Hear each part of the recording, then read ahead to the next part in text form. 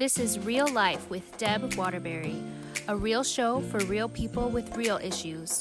And now, here's your host, Dr. Deb Waterbury. Well, Merry Christmas early still. We are in our Reason for the Season, our Christmas series. We're in week 3 of that. I know we have about 4 weeks of that, of Christmas season, and we've done our special, and Angelica was in our special as well with our panel of ladies. And then last week, you got to watch some really cool gift ideas, crafting ideas with my friend Shevin. And I'm the least crafty person on the face of this earth. And Shevin is one of the most crafty persons, and we have this running joke about my being so uncrafty. She had one time given me a magazine, and she wanted me to look through this magazine to see kind of different crafting ideas. And we were at church, and she walked over, and I was sitting on the steps, and I just sort of, sat down, and she goes, "What are you looking at?" And I'm like, "Crafts." She said I just looked so mad and just absolutely mad about the fact that I was looking at crafts because I don't do them. But we had some great things last week. Shevin's really good at that. And so this week, we want to talk about something and I was just mentioning it to Angelica. This is Angelica Bravo. Hi. I was just mentioning to Angelica, I thought it was really important that we talked a little bit about how we should receive a gift. Yeah. Because, we're all about giving gifts, especially for the women and men who are watching, but we have our children and we love giving gifts at Christmas time or birthdays or whatever. But it's kind of like taking a compliment. We often don't know how to receive that graciously. And so I thought it would be interesting to spend just a little bit of time talking about what that looks like. Because we're entering in, y'all got about a week and a half or so before you're going to be getting some presents for Christmas, hopefully. And you gotta figure out how you can receive that. Yeah. In a manner that doesn't necessarily, because I think we overthink it because we're worried we're going to look greedy or then we think we're not going to look thankful, so we're just really overthink how we should behave.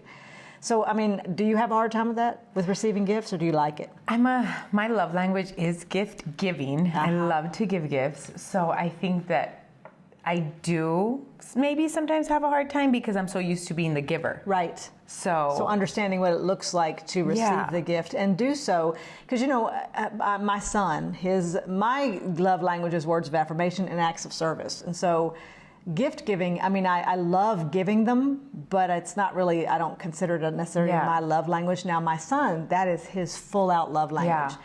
And what I've noticed about him is that even, especially with the girlfriends or fiancés, whoever he's with at the time. Lucky girl. Well, but he often gets his feelings so hurt. Oh, yeah. When the gift is not received in the manner in which he gave it, because he's put thought into it and, he's gone and done. And he always has lots and lots of gifts. And then he's so excited about giving them. And if they're not received, and I try to set him up. I'm like, sweetheart, okay, now I know that you're excited about this, but don't get your feelings hurt if she doesn't respond the way you think she ought to respond. And so, more I thought of that, I thought we should talk about that. I think you have to understand the gift giver's heart behind a gift to be able to graciously receive it. Yes. Mm-hmm. And I think for me as a gift giver, I think of little details. Mm-hmm. I'm very detailed, so I will. For example, I just put together an engagement little gift for a friend. And it's just the details behind it. You want them to feel what you felt preparing it. Right. So I got her a planner, a wedding planner, a magazine, a pen, little build up. So for me, it came from a loving, exciting place. Mm-hmm. So then you want in turn for them to feel that. And so preparation. The issue is then how do you feel when they don't? They're like, oh, that's nice, and they move on. Then don't you? You run the risk of feeling like, well, that should have wasted my time right there. Well, then you're giving to the wrong people. Exactly. That's true. Which is me, unfortunately, because I am not. I am a gift giver. I do love to give gifts, but I'm not thoughtful. Yeah. I'm the first to own that. I'm just not a thoughtful person. I think as you get older, when something's very thoughtful. Yes. You see the thought and you see the work that was put behind a gift. And I think you're right. You need to, and I actually did a little research for this. And I found this website that literally had all these pointers for how to receive a gift. Ooh. And one of them was exactly what you just said. Consider the giver. Yeah. That you consider who it is that is giving you this gift. Now, if you don't know them, then you need to have a standard way that you receive them. Mm-hmm. But if you know your gift giver and you know this person always puts a lot of thought into things, then you need to recognize you need to put as much passion into receiving it as you know they put into giving it. Yeah. And and then even if they don't put a lot of thought into it, if they're sensitive, like my husband, he's very sensitive, but he doesn't necessarily put a whole lot of thought into all the gifts. So I have to, and even though he'll give me something and I'm just like, yeah, I know you just went down to the Walmart and picked that up like 10 minutes ago.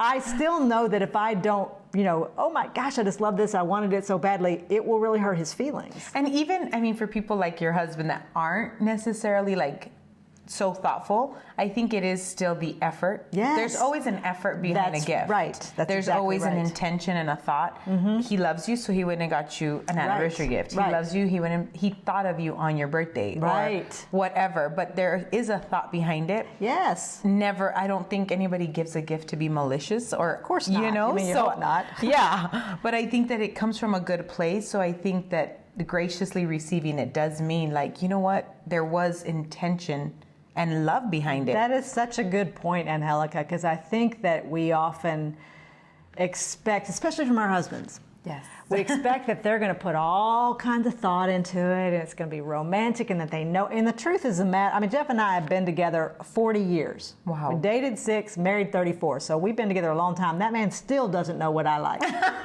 And because I know that he thinks he knows, he keeps buying me the same sorts of things, and I'm like, yeah, I don't like that, never did like that. But I do know that he specifically had thought behind it. And so you can't get angry because they've bought you something that you don't think really fits you. Yeah. It is the intent. Yeah. It's the thought behind it. It's sort of like, your children. It wouldn't matter what your kids bought you. You're so happy about it. But when your husband does it, you tend to put him at some like other, you didn't think about this isn't the right thing or whatever. You don't know me. Yes. Every single gift you get is not some kind of a statement about your relationship. Exactly. There is, and I love how you put that. Consider the intent of what came behind that. And that doesn't just be your husband. It can be your friends or your family or whatever.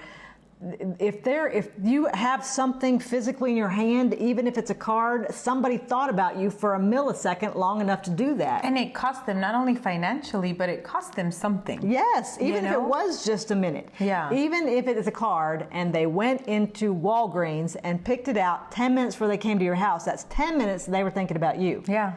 And so if you can really understand that this selfish idea that you have to be the center of the attention for a long period of time with intentful thought, with all this stuff going on, it doesn't. If that doesn't happen, the gift doesn't make any. It isn't worth anything. That's wrong. Yeah. And I think there's a way to be gracious about that, and to graciously receive, even if you are not impressed with the gift. And okay, as a mom, I've had to teach my kids this. This is really good. There's been times where they get a gift that maybe they've already received or they already have. Right. So a child's initial reaction is like, I already have this. And I'm like, oh, thank you. We love it. So I've taught my kids, if you already have it, you just say thank you. Yes. That's it. Yes. Just be kind and say thank you. Yes. And that's a big one in our home right now, is to be kind. But just be kind and say, you know what, thank you, I love it. Exactly. Because even though you already have it, you do love it. You love the fact that they thought about you. Yes, I will figure it out. That is so Don't good, worry. Angelica, because we tend, and again, because I think it's our expectation that we want to feel special. We want to feel like we were special to this person, and special enough that they put a lot of thought into whatever they gave you. And again, it's a perspective. If they gave you something, they thought about you. You were special. Exactly. So just move past the levels of special and understand that you were thought about. Yeah. And so yes, receiving everything. Don't. I hope my mama doesn't watch this. I remember getting a gift from my mama one time and having to exercise this very thing, because I had come home and she had this outfit hanging on the I don't know, somewhere in the living room or something, and it was the most god awful thing I'd ever seen. And it was like, honestly, with these purple stretchy pants and this big flowery, big purpley, all these colors shirt, and she bought it for herself. And, she goes, do you see my outfit? This is what I'm going to wear. I don't know, some occasion was coming up, but it was in Christmas time. And I couldn't say, Mama, you're going to look like a drapery in that thing. I said, Mama, that's beautiful. Where'd you get that? Well, I bought it, and she told me where she bought it. That's really pretty, Mama. Well, my birthday was a couple weeks later. Oh, Lord. And so, what I had wanted and what she'd asked me if I wanted was a leather jacket. And so it's this whatever my gift is in this box that looks like a leather jacket box. I am ecstatic. Can't wait to open it up. I open it, and the first thing I saw was that flowery purple shirt. She went out and bought me the exact same outfit that she had. Now, it took everything in me to not respond inappropriately. Because I wanted to go, oh, have mercy, where's the receipt? But what I did was, Mama, this is just beautiful. Thank you so much. I loved it when you get up on the, hanger in my head. I'm thinking, how can I return this? Now, praise the Lord, it was in the wrong size. So I was able to take it back and then tell her, probably a lie, they didn't have my size, and get something else. But it really did make me exercise. My mama put some thought into that, because she remembered. She remembered that I said it was beautiful, and she went right out and bought me the same thing.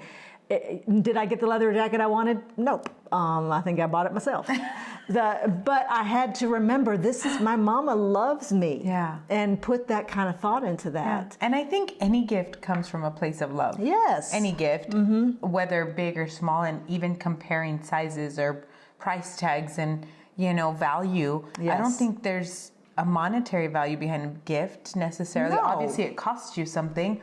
But I think that it's the value that the person placed behind it. Yes, absolutely. Because there's times where I've gotten, the dumbest little thing, and it means more than something that's expensive. Absolutely. I remember my daddy buying me these plastic ornaments for my tree in the shape of musical notes. And they must have cost $3 or $4, but they were the most prized and treasured thing because Daddy bought them for me. He probably bought them at a secondhand store and just thought, oh, those would be good for Deb, and brought them, but it didn't matter because Daddy did it. Before we finish, there's one thing, and you and I talked about this a minute ago. As I was praying over this and thinking about, God, what would you tell us? Is there, because, we often wonder, is there something in the Bible for every situation? I believe that the Bible speaks to gift receiving. And I think that where we get that is from the golden rule. If when I give a gift, I want them to love it. Yeah. And I'm looking for a response. I really am. Even if it's a card. I'm spending some time. I thought about that person. I thought about the occasion. Yeah. I want them to laugh or cry or whatever the card is. And the gift the same way. I'm not necessarily thoughtful. But I do put some thought into the gifts because I want them to have a certain response. And so I immediately thought of the golden rule. When Jesus said in Matthew 7, verse 12, so whatever you wish that others would do to you, do also to them, for this is the law and the prophets. So the next time somebody gives you a present, think about how you would want them to respond. Yeah. So, what do you want to see whenever you give a gift? Well, God very clearly said that if that's what you want, then you need to do that for other people. And He didn't say do that for other people if they give you a great gift, or if you think they spent some time on it, if you think it came from a place that you think made you special. There's no contingencies there.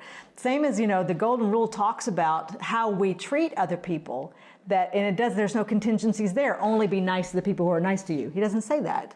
Only be kind to the people who are kind to you. He doesn't say that. He says, however you want to be treated, treat other people that way. So I think this is a great blanket statement for receiving gifts. How do you want people to receive your gifts? Well, then you receive them the exact same way. Exactly. That's a rule. Yeah. That's not even just good manners. That's God. Yeah. And so it's so good because then you won't ever be disappointed. That's right. On the other end. That's exactly right. You kind of know, It is. And I love that God has been real clear about that. We don't even have to really think about it. It's a good thing to teach. I think it's a good thing you've already taught your kids to be thankful for no matter what it is. But, tell your kids this is golden rule time. This is a great moment of teaching that this is the golden rule. You treat people the way you want to be treated, which also includes gift giving and receiving. How do you want them to receive gifts from you? Then you receive them the same way. It's not rocket science. It does require you to take yourself out of the equation. and understand you are not all that in a bag of chips all the time, and that you sometimes need to understand that this is not about you. It's about how they're going to feel when you open it. Yes. Because everything's an opportunity for ministry. Yes. Everything's an opportunity to show the love of Christ.